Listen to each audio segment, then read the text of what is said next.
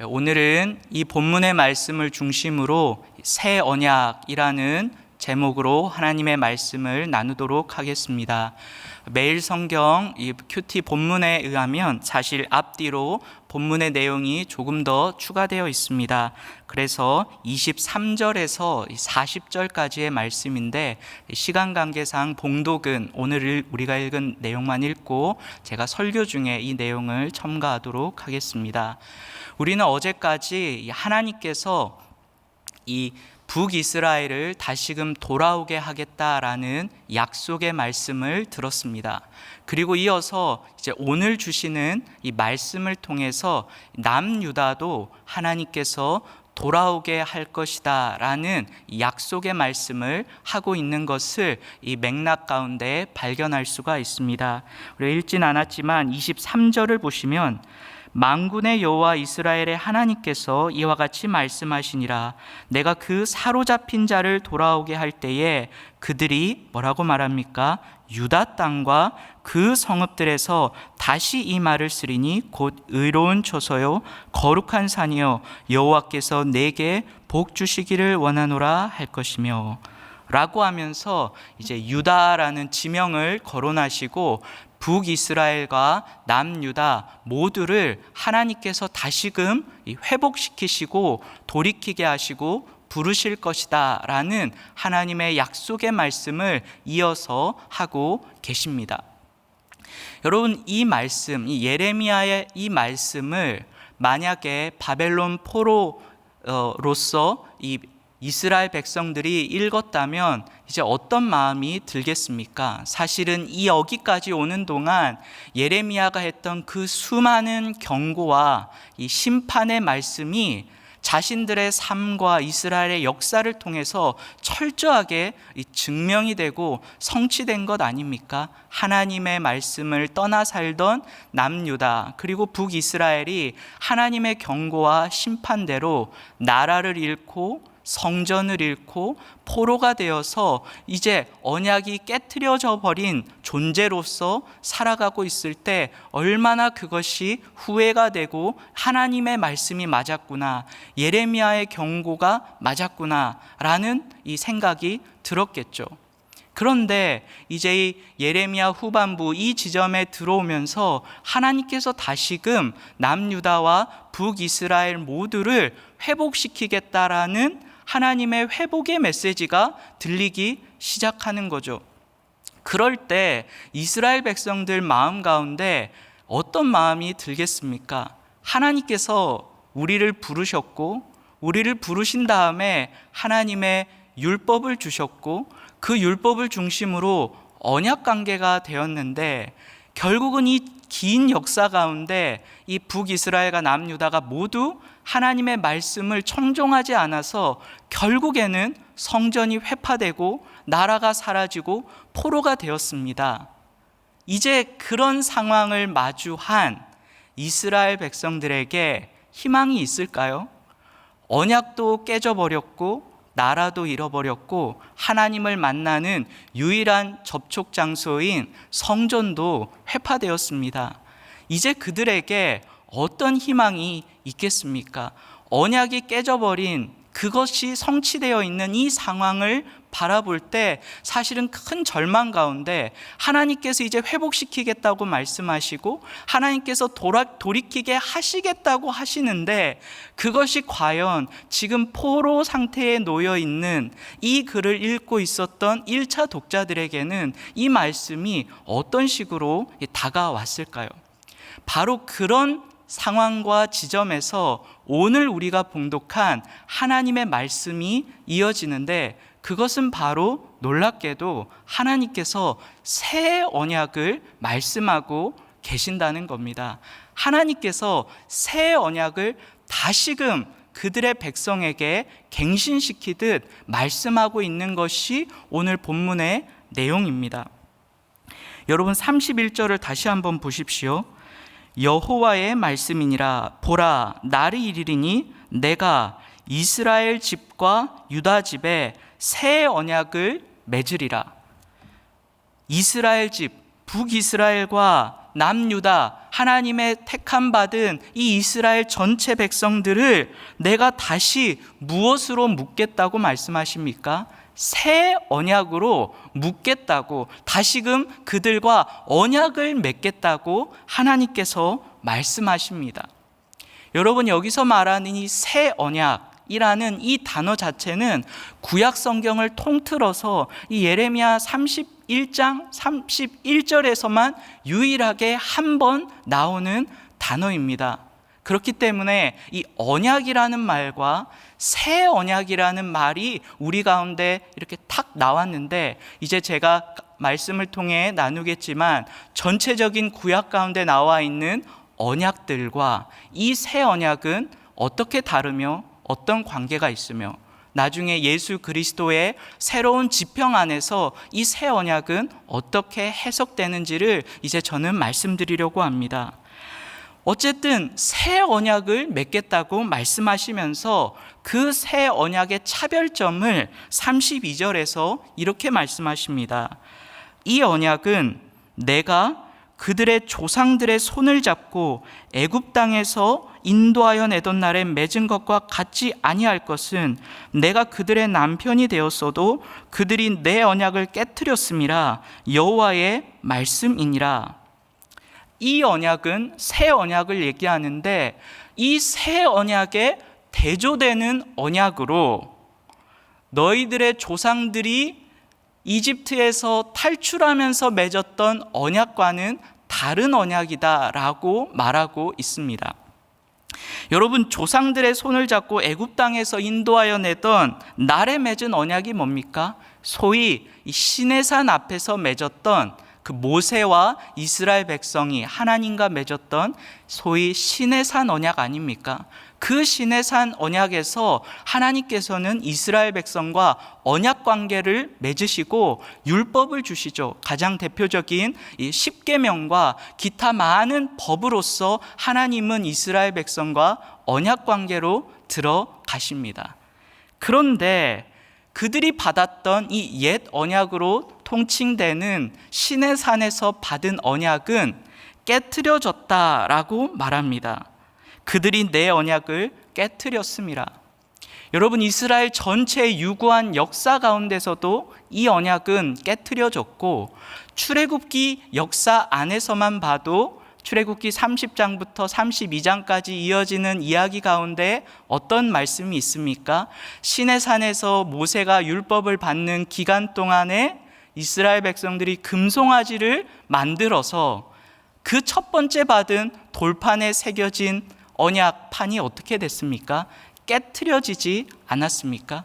마치 이것처럼 이 돌판에 새겨진 이 율법의 말씀이 너희들이 금송아지로 대표되는 하나님 외에 다른 신을 섬기는 그 청종치 아니함으로 인해서 깨트려졌다. 그와 같이 출애굽기의 역사가 확장되어 이스라엘 역사가 되었는데, 그 이스라엘 역사 또한 이 언약의 깨트려짐과 같이 깨져버린 상황이다라고 지금 말씀하고 있는 거죠. 그런데 이 새 언약은 그 옛 언약과 같지 않을 것이라고 말씀하고 있는 겁니다.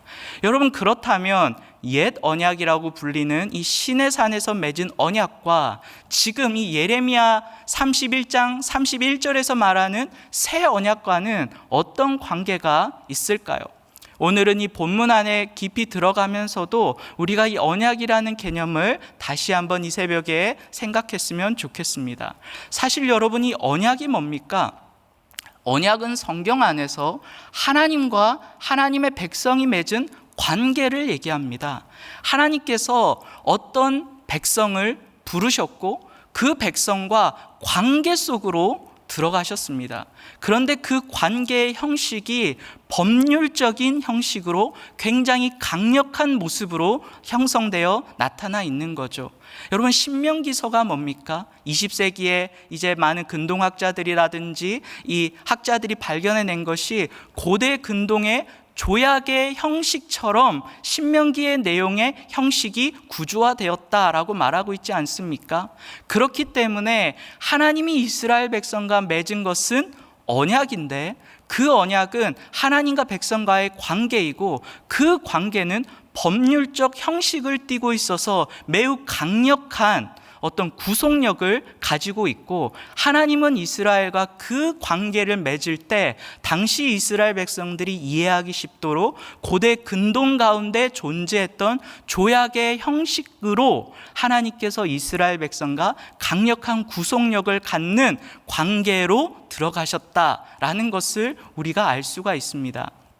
그런데 여러분, 그것은 고대 근동 사람들도 형식적으로는 주종관계나 다른 관계 속에서 맺었던 모습과 유사하죠. 그러나 성경이, 특별히 하나님이 이스라엘 백성과 맺었던 언약의 차이는 무엇입니까? 그것은 각자가 각자의 이익을 추구하면서 맺는 관계적인 계약이 아니라 사랑과 친밀함으로 맺어진 강력한 구속력을 가진 관계라는 겁니다. 하나님이 하나님의 백성과 맺은 언약은 사랑과 신뢰의 친밀함 속에서 맺어지는 관계입니다. 그렇기 때문에 하나님이 언약을 거론하실 때 항상 뭐라고 표현하십니까? 부모 관계로, 부부 관계로 말씀하고 있지 않습니까? 그런데 이스라엘 백성이 그 사랑과 친밀함이 법률적 형식으로 강력히 구속화되어 있는 그 관계를 깨트려 버리고 마치 자녀가 이 부모를 떠나버리듯 배반하는 모습으로 나타나기도 하고, 또 남편과 아내가 서로를 신뢰하지 못하고 외도하는 모습으로 나타나서 결국은 이 관계가 깨어지는 것으로 이스라엘 역사가 나타나고 있는 거죠. 그런데 지금 하나님께서 새롭게 갱신할 이 새 언약은 그 옛 언약과 다르다고 한다면, 이제는 더 이상 사랑과 신뢰를 바탕으로 한 이 친밀한 관계 속으로 들어가는 그런 언약이 아니라는 건가? 라고 생각할 수도 있겠죠. 따라서 우리는 이 언약이 그 전의 언약과 완전히 대치되어 버리는 완전히 다른 언약인 건지, 이 관계 설정이 중요하다는 거죠. 결론적으로 말씀드리자면 하나님이 하나님의 백성과 맺은 언약의 밑바탕과 근본은 본질적으로 동일합니다. 사실 여기서 말하는 이집트에서 탈출하여 해방되어 맺은 이 시내산 언약 전에도 성경은 하나님과 하나님의 백성이 맺은 언약을 이미 말하고 있습니다. 그게 뭡니까? 노아와 맺은 노아 언약, 아브라함과 맺은 아브라함 언약, 그리고 지금 이렇게 이스라엘 백성과 맺은 시내산 언약, 그리고 다윗과 맺은 다윗 언약. 하나님은 계속 하나님의 백성과 친밀한 구속적 관계로 들어가는 언약을 맺고 계십니다. 그 거대한 언약의 맥락 아래 지금 이 새 언약이 다시금 주어진 것이죠. 그렇기 때문에 하나님은 절대로 기본적인 본질적인 너희가 나의 백성이 되고 나는 너의 하나님이 되어서 끝까지 우리는 친밀한 부모의 관계로, 부부의 관계로 나는 너희와 함께 한다라고 하는 이 본질적인 바탕은 바뀌지 않습니다. 그러면 무엇이 바뀌어 있을까요? 그 바뀌어진 내용이 새롭게 업그레이드되고 갱신되어서 언약이 점차 우리 가운데 더 많이 계시되고, 나중에 이제 우리가 결론적으로 보겠지만 신약 가운데 이 언약이 어떻게 완전히 계시되며 그것의 온전한 모습이 어떤 식으로 우리 가운데 찾아왔는지를 우리 이제 신약을 통해 보게 되는 겁니다. 여러분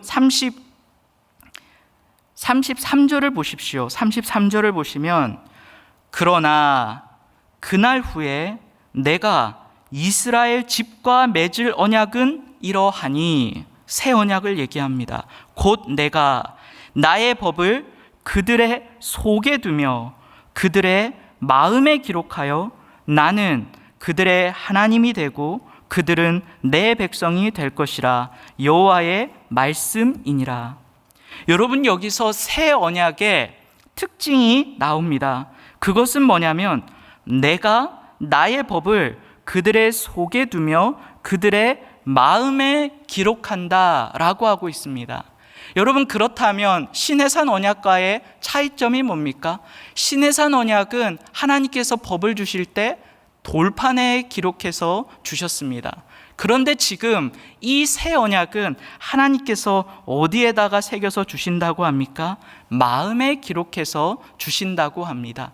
돌판은 깨질 수 있지만 이 마음 신비에 새겨진 말씀은 그렇게 깨어지지 않기 때문에 하나님께서는 이제 너희들이 잘못함으로 인해서 옛 언약이 깨어져 버렸지만 이제는 깨어지지 않는 언약을 주어 너희 마음판에다가 새겨 버리겠다. 전혀 상상할 수도 예상할 수도 없는 전개로 하나님이 지금 말씀하고 계시는 겁니다. 완벽하게 심판받아 멸망의 자리 끝자락에 있는 포로된 이스라엘 백성 가운데 하나님이 자 봤지? 인과응보야, 사필기정이야, 그렇게 말씀하시는 것이 아니라 하나님이 이제는 내가 이 법을 너희 마음속에다가 집어넣어서 새기겠다라고 말씀하고 있는 거죠.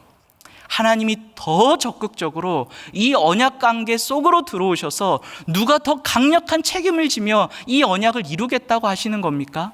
하나님 자신이 이 언약을 끝까지 이루시겠다라는 하나님의 의지가 이 안에서 엿보이고 있는 거죠. 그런데 여러분, 이 마음에다 새기고 마음에서 율법이 우러나오게 한다라는 이 말씀은 사실은 여기에서만 나오는 것이 아니라 하나님이 이미 구약 성경 안에 끊임없이 계속해서 마음에다가 새기고 마음으로부터 사랑하라는 말씀을 참 많이 하셨습니다. 신명기 10장 12절과 13절을 보시면 이스라엘아, 내 하나님 여호와께서 내게 요구하는 것이 무엇이냐? 곧 내 하나님 여호와를 경외하여 그의 모든 도를 행하고 그를 사랑하며 뭐라고 얘기합니까? 마음을 다하고 뜻을 다하여 내 하나님 여호와를 섬기고 내가 오늘 내 행복을 위하여 내게 명하는 여호와의 명령과 규례를 지킬 것이 아니냐? 규례와 명령을 지키는 그 이전에 그것의 동기가 마음으로부터 나와서 마음을 다하여 하라고 하는데, 지금 문제는 그동안 이스라엘 백성은 이 마음으로부터 나와서 하나님을 섬기고 경외하지 않았기 때문에 결국은 이것이 두 가지 양상으로 나오는데, 하나는 우상을 섬겼고, 이 우상을 섬겼다는 것은 우상만 섬겼을 수도 있고 아니면 하나님과 우상을 겸하여 섬겼을 수 있습니다. 두 번째로는 하나님의 이 말씀을 지켰지만 마음으로부터 지키지 않았다는 것은 어떻게 발현됩니까? 여러분, 법을 지켰다는 게 뭡니까? 단지 제사법만 지켜서 제사를 드렸다는 의미 이전에 혹은 그것을 포함하여 하나님은 뭐라고 말씀하시냐면, 여러분 신명기 10장 17절에서 19절입니다. 신명기 10장 17절에서 19절을 보시면 하나님께서 이 말씀을 하신 다음에 뭐라고 말하냐면, 너희의 하나님 여호와는 신 가운데 신이시며 주 가운데 주시요 크고 능하시며 두려우신 하나님이시라. 사람을 외모로 보지 아니하시며 뇌물을 받지 아니하시고, 18절입니다. 고아와 과부를 위하여 뭐라고 말합니까? 정의를 행하시며 누구를 사랑합니까? 나그네를 사랑하여 그에게 떡과 옷을 주시나니 너희는 나그네를 사랑하라. 전에 너희도 애굽 땅에서 나그네 되었음이라.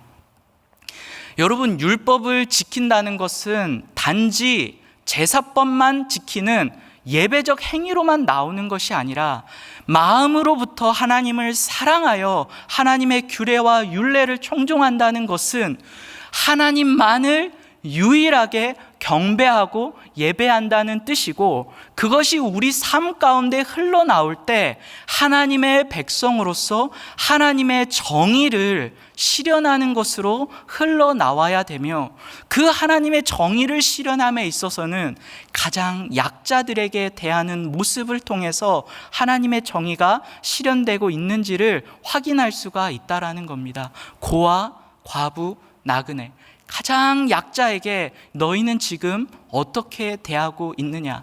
그게 바로 하나님의 말씀을 마음으로부터 청종하여 그 규례와 율례를 순종하는 자의 모습이라는 겁니다.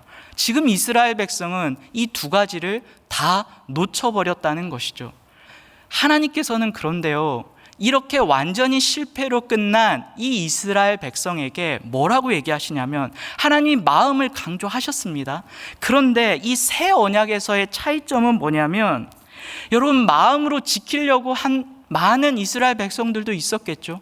그런데 결국 그들은 모두 실패하여 포로가 되었습니다. 그런데 하나님이 예레미야에 말씀하신 이 새 언약에는 이 마음을 동일하게 강조하나 이 마음판에 율법을 새기시는 분이 누구라고 말합니까? 이스라엘 백성 자기 스스로가 아니라 나 여호와가 그 말씀을 너희 마음에 새기겠다고 약속하고 계시는 겁니다. 다시 한번 33절을 보십시오. 그러나 그날 후에 내가 이스라엘 집과 맺을 언약은 이러하니, 곧 뭐라고 얘기합니까?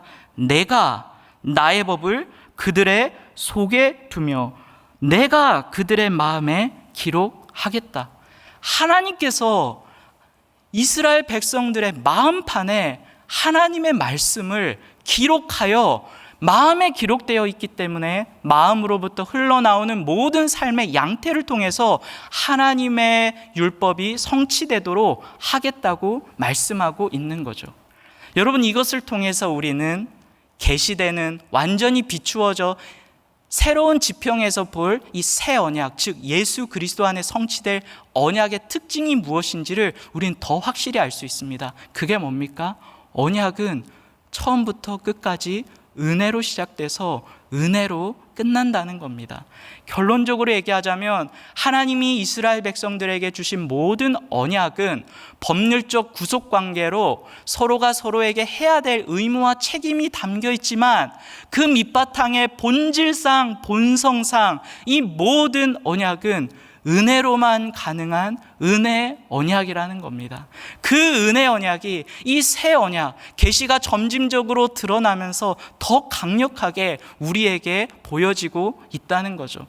우리는 하나님의 말씀을 마음으로부터 성취할 수 있는 능력과 존재가 되지 않습니다. 그런데 지금 하나님께서 완전히 파멸 끝자락, 우리가 죄인 되었을 바로 그때 하나님이 우리 삶에 적극적으로 개입하시고 참여하셔서 내가 너를 구원하여 불렀나니 너는 내 것이다 말씀하시면서, 이제는 내가 마음판에다가 내 말씀을 새겨서 너희가 그냥 삶을 살아가는 가운데 하나님의 말씀이 예배의 모습을 통해, 사람들을 대하는, 가장 약자를 대하는 모습을 통해 하나님의 사랑과 정의가 너희 가운데 흘러나가도록 누가 하겠다는 겁니까?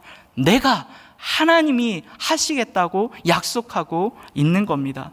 그래서 새 언약은 은혜 언약이고, 이 은혜가 어떻게 그러면 종국을 맞이하는지를 우리는 새로운 지평인 이 신약 성경에서 발견할 수가 있습니다. 여러분, 누가복음 22장 20절, 우리 누가복음 22장 20절을 한번 보시기를 바랍니다. 저녁 먹은 후에 잔도 그와 같이 하여 이르시되, 이 잔은 내 피로 세우는 새 언약이니 곧 너희를 위하여 붓는 것이라. 여러분, 여기서 우리 예수님께서 구약에 단 한 번밖에 쓰이지 않았던 바로 이 단어를 끄집어내셔서 예레미야 31장 31절에서 말하는 그 새 언약이 어떻게 완벽히 성취되었는지를 이제는 밝히 비추어 말씀하시는데, 여러분, 그 새 언약의 완벽한 성취는 어떻게 이루어집니까? 예수 그리스도의 피로, 예수 그리스도의 죽으심과 부활하심으로 이 새 언약은 완벽하게 우리 가운데 드러났으며 성취되었다고 말씀하고 있는 겁니다. 여러분, 예수님 안에 있을 때 이 새 언약이 완벽히 성취되는데, 이 새 언약의 처음과 끝은 무엇입니까? 예수 그리스도가 우리를 대신하여 죽으심으로 우리에게 다가온 한량없는 은혜의 선물이라는 겁니다. 우리는 이제 법 아래에 있는 존재가 아니라 예수 안에 있는 존재가 되었습니다. 예수 안에 있기 때문에 더 이상 우리는 법의 지배를 받지 않고 예수님의 지배와 예수님의 인도함을 받는 존재가 되었습니다. 그리고 그 예수님이 우리를 대신하여 모든 형벌과 죄와 순종의 법을 다 이루셨기 때문에 우리는 그 새 언약의 은혜와 축복을 거저 선물로 받게 되었다는 겁니다. 이 새로운 지평을 알지 못하는 사람들은 아직까지도 이 새 언약이 어떻게 성취되어야 하는지를 끊임없이 고민하고 구하고 있을 겁니다. 그러나 저와 여러분과 같이 예수 그리스도를 믿고 예수 그리스도 안에 있는 자는 이 예레미야 31장의 이 새 언약의 말씀이 우리 가운데 어떻게 성취되었는지를 이제 확실히 알게 되죠.